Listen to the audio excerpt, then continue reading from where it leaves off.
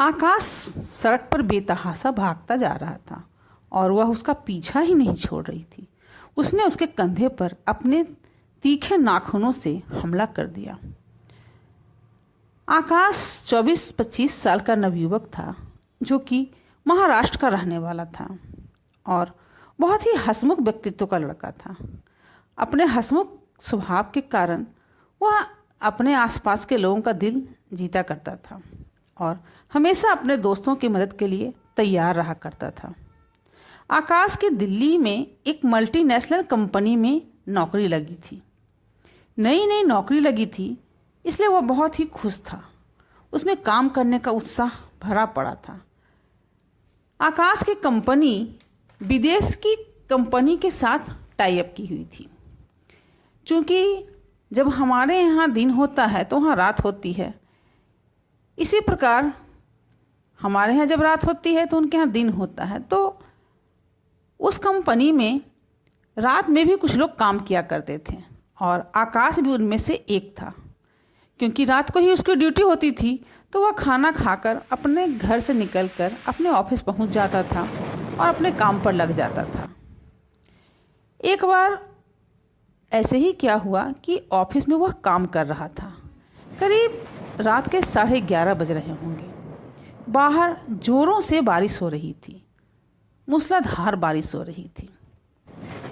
अचानक आकाश को वॉशरूम जाने की सूझी और उस वक्त करीब रात के 11:30 बज रहे थे। वह वॉशरूम गया और जब उसने फ्लश चालू किया तो उसे बहुत तीखी ची ची की आवाज़ सुनाई दी। पर वह इस बात पर ज़्यादा ध्यान नहीं दिया। लेकिन करीब आधे घंटे के बाद उसे फिर से वही ची ची की बहुत ज़ोरों से आवाज़ सुनाई दी। इस बार वह अपने बगल के कमरे में जो सहकर्मी काम कर रहे थे उनसे इस विषय में बात की और बताया कि मुझे बहुत ही तीखी आवाज़ आ रही है वॉशरूम से। पर किसी ने भी ऐसी आवाज़ नहीं सुनी और सभी ने इनकार किया कि उन्हें तो कोई भी आवाज़ नहीं आ रही है। आकाश आश्वस्त होकर फिर से अपने कमरे में आकर बैठ गया। वो अपने काम में लगा रहा। करीब 2:30 बजे के अचानक कुछ उसे हू हा की आवाज़ सुनाई दे रही थी। लग रहा था जैसे कोई चीख चिल्ला रहा है। वो बेचैन होता कि भला इतनी रात में यहाँ पर कौन चीख रहा है। वो अपने चारों ओर देखने लगा। बाहर बारिश तेज हो रही थी। उसने खिड़की खोलकर देखा, वहाँ भी वह कुछ देख नहीं पाया। उसे कुछ भी नज़र नहीं आया। उसने खिड़की बंद कर ली, लेकिन आवाज़ अभी भी उसको फुसफुसाहट की आवाज़ आ ही रही थी। उसने चारों ओर देखा परंतु कुछ भी नज़र नहीं आ रहा था। तभी उसकी नज़र फॉल सीलिंग की तरफ गई। ज्यों ही उसने ऊपर देखा, उसने देखा कि एक जले हुए चेहरे का आदमी फॉल सीलिंग से उल्टा लटक रहा है और चिल्ला रहा है। वो इतनी जोर से चीख रहा है कि आकाश के कान के पर्दे मानो फट जाएंगे। इतना देखते ही आकाश चिल्लाकर बाहर भागा। उसके सहकर्मी कुछ समझ नहीं पाए। वह उसकी आवाज़ को सुनकर बाहर आए, लेकिन आकाश सीढ़ी पर अब बेतहाशा भागता जा रहा था। भागते भागते वह नीचे किसी लड़की से जा टकराया और जब वो लड़की उसको संभालने लगी तो उसने उसके चेहरे को देखा। उसका चेहरा बहुत ही विभत्स और जला हुआ था। उसका पूरी तरह से वह लड़की जली हुई थी। अब वह हड़बड़ा कर उठ बैठा और दौड़ने लगा। वह दौड़ता ही जा रहा था और वह लड़की भी उसका अब पीछा कर रही थी और बहुत दूर तक पीछा की। वह चिल्ला रहा था, बचाओ बचाओ। उसके सहकर्मी भी उसे पकड़ने के लिए दौड़ रहे थे। वो समझ नहीं पा रहे थे कि उसकी मानसिक स्थिति क्या है, इसलिए वह भी लगातार उसके पीछे चल रहे थे। लेकिन उन्हें कोई दिखाई नहीं दे रहा था। वो लगातार चिल्लाया जा रहा था, मुझे उस लड़की हुई से बचाओ, वो लड़की भूत है, वो जली हुई है, वो जलकर मर गई है, मुझे उससे बचाओ। लेकिन उनके दोस्तों को कोई भी दिखाई नहीं पड़ रहा था।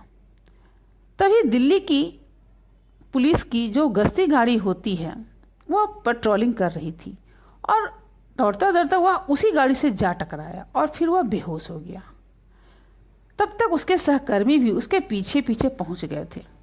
पुलिस ने लोगों की सहायता से हॉस्पिटल में आकाश को एडमिट करवाया। उस वक्त करीब 3:30 बज रहे थे जब वह टकराया था। पुलिस ने करीब 4:30 बजे सुबह सुबह घर पर फ़ोन करके उसके माँ पिताजी को घटना की पूरी जानकारी दी। जब माँ पिताजी आकाश के वहाँ पहुँचे तो आकाश ने उन्हें पूरी कहानी बताई। आकाश के माँ पिताजी के साथ ही उसका एक कज़न ब्रदर भी आया हुआ था। जब उसने इस घटना को सुना तो उसने उस जगह के बारे में गूगल सर्च किया, और जब गूगल सर्च किया तब उसे जो पता चला वो बहुत ही भयावह था। उसने बताया कि उस ऑफिस के पहले वहाँ पर एक कंपनी हुआ करती थी। उस कंपनी में बहुत सारे मजदूर काम किया करते थे। अचानक ही उस कंपनी में एक दिन आग लग गई और उस आग में ही कितने ही मजदूर जलकर मर गए थे, और इसी वजह से वहाँ पर उनकी आत्मा भटका करती थी। उसी कंपनी को रिनोवेट करके एक ऑफिस का शक्ल दे दिया गया था, और वही वह ऑफिस था जिसमें आकाश काम कर रहा था। तब सभी लोग आकाश के बातों पर भरोसा किए और इसके बाद आकाश ने वहाँ से अपनी नौकरी छोड़ दी और वापस अपने घर चला गया। आपको अगर मेरी ये कहानी अच्छी लगी हो तो कृपया मेरे चैनल को लाइक, शेयर और सब्सक्राइब करें और कमेंट भी करें कहानी